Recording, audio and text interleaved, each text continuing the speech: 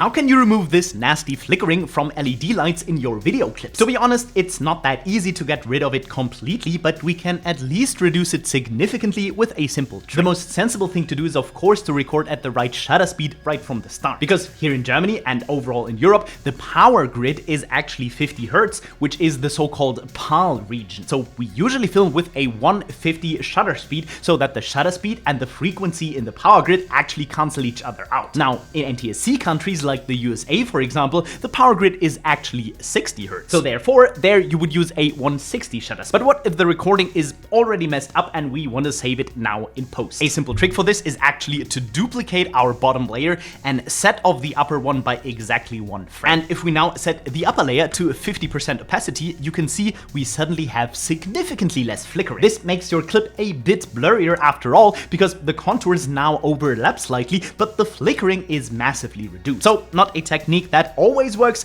but one that has saved my ass from time to time. For more tips and tricks, feel free to leave me a follow.